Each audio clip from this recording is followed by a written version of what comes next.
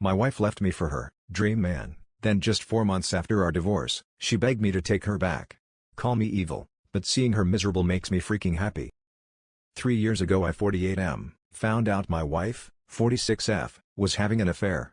She met a guy at work and came home one day telling me she was in love with him, no longer loved me and wanted a divorce.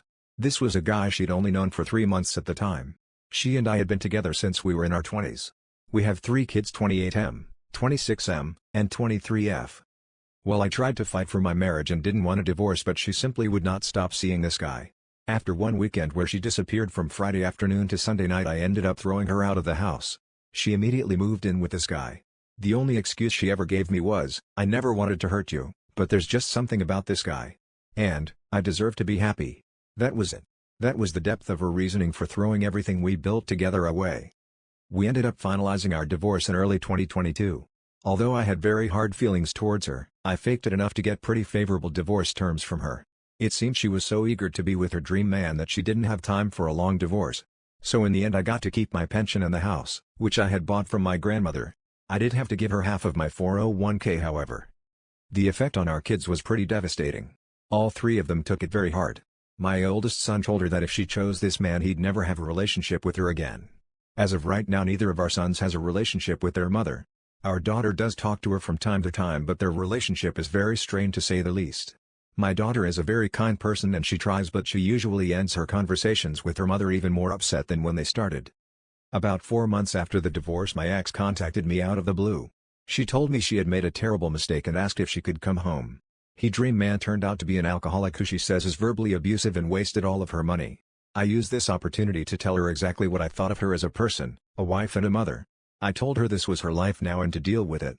I told her she no longer had a home at this house and to never contact me again. Then a few things happened over the last year that have driven her to start trying to contact me again. First off, I met someone.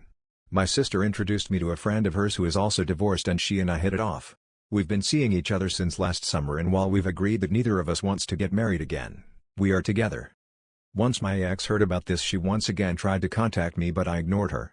My son also got married and didn't invite his mother. She again contacted me to try to get me to intervene on her behalf. I told her I would talk to him but I never did.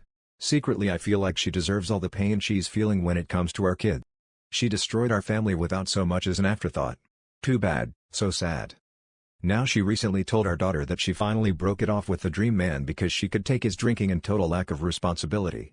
He wasted her half of the 401k that I had to give her. He also totaled her car driving drunk. This from a man in his 40s. Again she knew this guy for 3 months and torpedoed our whole family for him. On the face of it I act like I feel sorry for her but inside I really delight in the fact that she's so unhappy.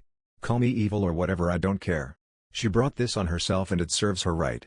I actually had to sit there one Saturday night while she got ready for a date with this guy, and laughed on the phone with her friend about how awkward our living situation was. I lived in hell for over a year because of her. Wait until she finds out our son and his wife are going to have a baby later this year. Maybe if she had been able to keep her legs closed she'd get to meet her grandchild. Enjoy your shitty one-bedroom apartment and your broken-down used car. Me and my new partner will think of you when we're on vacation in Hawaii this summer. Hawaii was the trip my ex and I always planned to take once our daughter finished college. Maybe I will send her pictures. Relevant comments. Be civil. If you want her to be miserable then you need to be pleasant and civil so that she can continually compare the life that she has against the life that she could have had and always think that she is worse off.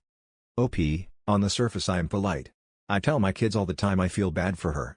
I tell them she's still their mother and they can't cut her off forever. But inside I get this satisfaction that things turned out this way. It's petty and it's mean but it is what it is. Comment, ages of the kids don't quite add up, they've been together since their 20s, but their oldest kid would mean she was only 18? OP, yes I was 20 and she was 18 when we had our first son. We have known each other since high school. I was a senior and she was a sophomore when we first met. Comment, I don't understand why you still had to give up half your pension if was her fault divorce? OP, well my actual pension I didn't give up. The 401k I had to give up half of. No fault state unfortunately. I got her to agree to leave the pension and the house alone. The house was my main concern. I bought it from my grandmother 18 years ago and it's been in my family since my grandparents got married. It was important to me not to sell it. Comment, unless you've been there, it is impossible to understand the mind F, that is an exit affair. Seeing the natural consequences come to fruition must be something.